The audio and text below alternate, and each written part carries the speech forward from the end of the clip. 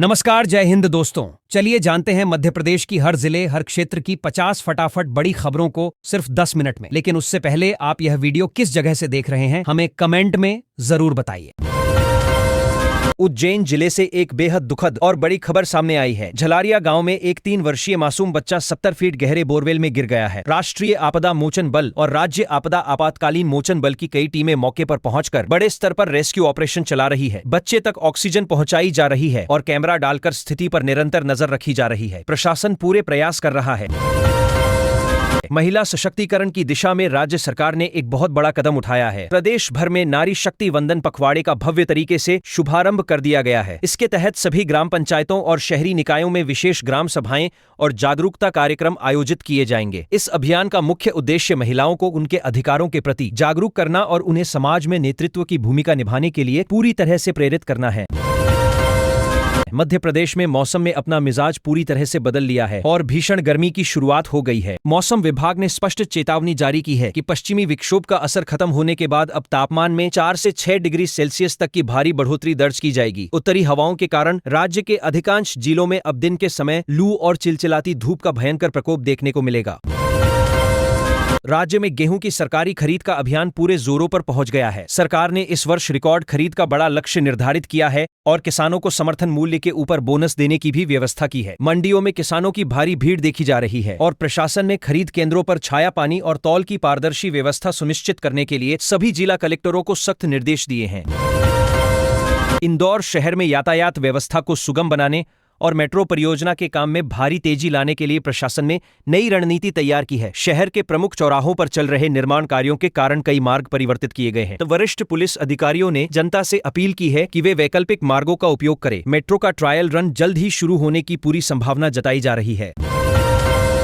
राजधानी भोपाल में नगर निगम ने अतिक्रमण के खिलाफ बहुत बड़ा और सख्त अभियान शुरू कर दिया है। शहर के प्रमुख बाजारों और सड़कों पर अवैध रूप से लगाए गए सैकड़ों कब्जों को भारी पुलिस बल की मौजूदगी में हटा दिया गया है। निगम आयुक्त ने स्पष्ट चेतावनी दी है कि दोबारा अतिक्रमण करने वालों पर भारी जुर्माना लगाया जाएगा और उनके खिलाफ सीधे तौर पर कड़ी कानूनी और दंडात्मक कार्रवाई भी की जाएगी। ग्वालियर संभाग में किसानों की सुविधा के लिए कई नए उपार्जन केंद्र तुरंत प्रभाव से खोल दिए गए हैं। दूर दराज के गांवों से आने वाले किसानों को अब अपनी फसल बेचने के लिए लंबी दूरी तय नहीं करनी पड़ेगी। कृषि विभाग के वरिष्ठ अधिकारियों ने इन नए केंद्रों का औचक निरीक्षण किया और तौल कांटों की सटीकता की कड़ी जांच की। किसानों ने प्रशासन के इस त्वरित और बहुत ही अहम फैसले का खुले दिल से स्वागत किया है।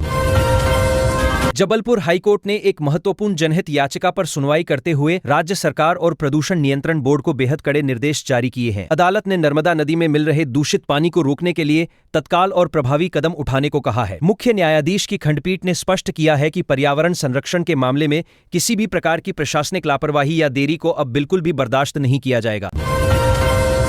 रीवा संभाग में आगामी भीषण गर्मी को देखते हुए पेयजल संकट से निपटने की सभी प्रशासनिक तैयारियां अभी से शुरू कर दी गई है। जन स्वास्थ्य यांत्रिकी विभाग ने ग्रामीण क्षेत्रों में बंद पड़े सभी हैंडपंपों की तुरंत मरम्मत करने का बड़ा और सघन अभियान छेड़ दिया है। प्रशासन ने पानी के निजी टैंकरों का अधिग्रहण करने की भी योजना बना ली है ताकि किसी भी इलाके में पीने के पानी की बिल्कुल भी कमी न होने पाए।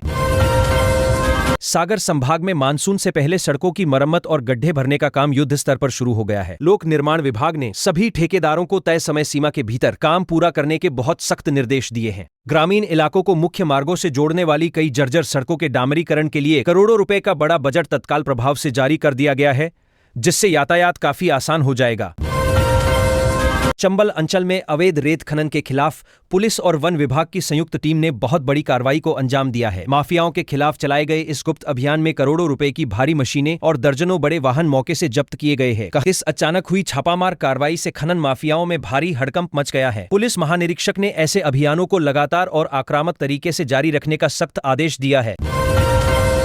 शहडोल संभाग में आदिवासी कल्याण के लिए राज्य सरकार ने खजाने का मुंह खोल दिया है। जनजातीय उपयोजना के तहत शिक्षा और स्वास्थ्य सुविधाओं को आधुनिक बनाने के लिए 100 करोड़ रुपए से अधिक की भारी भरकम राशि स्वीकृत की गई है। दूरस्थ गांवों में नए छात्रावास और प्राथमिक स्वास्थ्य केंद्र बनाने की प्रक्रिया तुरंत शुरू कर दी गई है। इससे आदिवासी समाज के जीवन स्तर में बहुत बड़ा और सीधा सुधार देखने को मिलेगा।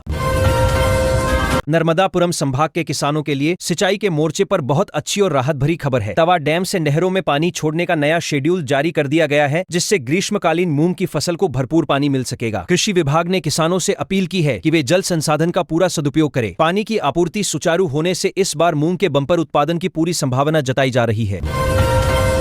कृषि विज्ञान केंद्र के विशेषज्ञों ने गर्मी के मौसम में होने वाली फसलों के लिए नई और बेहद अहम एडवाइजरी जारी की है। किसानों को सलाह दी गई है कि वे खेतों में नमी बनाए रखने के लिए आधुनिक सिंचाई पद्धतियों का ज्यादा इस्तेमाल करें। तापमान में होने वाली अचानक वृद्धि को देखते हुए फसलों को झुलसने से बचाने के लिए विशेष रसायनों के छिड़काव की भी बहुत ही जरूरी सलाह वैज्ञानिकों द्वारा विस्तार से दी गई है। दमोह जिले के स्वास्थ्य बुनियादी ढांचे को पूरी तरह से मजबूत करने के लिए प्रशासन ने एक बड़ी पहल की है। जिला अस्पताल में मरीजों की बढ़ती संख्या को देखते हुए कई नए वार्ड और उन्नत जांच मशीनें स्थापित की जा रही हैं। राज्य सरकार ने अस्पताल में विशेषज्ञ डॉक्टरों और नर्सिंग स्टाफ के खाली पड़े दर्जनों पदों को भरने के लिए भी तुरंत आधिकारिक मंजूरी प्रदान कर दी है, जिससे मरीजों को सीधा लाभ मिलेगा। विदिशा जिले में किसानों को आत्मनिर्भर बनाने के लिए मुख्यमंत्री सोलर पंप योजना के तहत भारी संख्या में स्वीकृति पत्र वितरित किए गए हैं। इस योजना से किसानों को बिजली की कटौती से पूरी तरह से हमेशा के लिए निजात मिल जाएगी और वे अपनी सुविधा के अनुसार कभी भी खेतों की आसानी से सिंचाई कर सकेंगे। राज्य सरकार का मुख्य लक्ष्य कृषि लागत को बहुत कम करके किसानों की शुद्ध आय को तेजी से बढ़ाना है। सीहोर जिले के कई गांवों में उन्नत कृषि तकनीक को बढ़ावा देने के लिए बड़े जागरूकता शिविर लगाए जा रहे हैं। इन शिविरों में कृषि वैज्ञानिक किसानों को जैविक खेती और मिट्टी परीक्षण के फायदों के बारे में विस्तार से समझा रहे हैं। किसानों को ये भी सिखाया जा रहा है कि वे किस तरह बाजार की मांग के अनुसार अपनी फसल का सही चयन करके अधिकतम और सुरक्षित मुनाफा बहुत ही आसानी से कमा सकते हैं।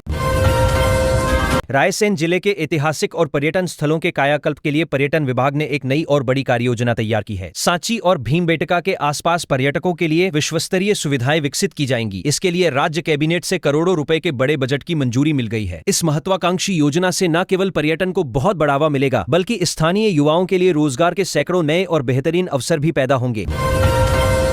बालाहाट जिले में वनोपज संग्रह करने वाले हजारों आदिवासी परिवारों को सरकार ने बड़ी आर्थिक राहत दी है। महुआ और चिरौंजी जैसी अहम लघु वनोपजों के समर्थन मूल्य में भारी वृद्धि की घोषणा की गई है। सरकार ने बिचौलियों को खत्म करने के लिए वन समितियों के माध्यम से सीधे नकद खरीद की पूरी पुख्ता व्यवस्था कर दी है। इस फैसले से आदिवासी समुदाय की अर्थव्यवस्था पूरी तरह से मजबूत और सुरक्षित होगी।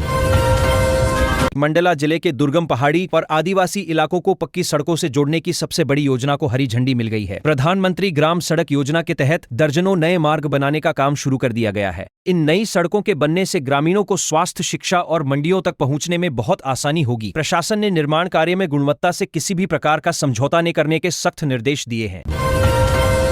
डिंडोरी जिले के कई गांवों में मंडरा रहे पेयजल संकट को हल करने के लिए प्रशासन पूरी तरह से हरकत में आ गया है। जल जीवन मिशन के तहत अधूरी पड़ी पानी की टंकियों और पाइपलाइनों का काम तेजी से पूरा किया जा रहा है। खंडेला क्षेत्र में तहत अधूरी पड़ी पानी का काम तेजी से पूरा किया जा रहा है। जिला कलेक्टर ने खुद प्रभावित इलाकों का औचक दौरा कर अधिकारियों को फटकार लगाई और 1 सप्ताह के भीतर हर घर में शुद्ध जल आपूर्ति सुनिश्चित करने का सख्त आदेश दिया है।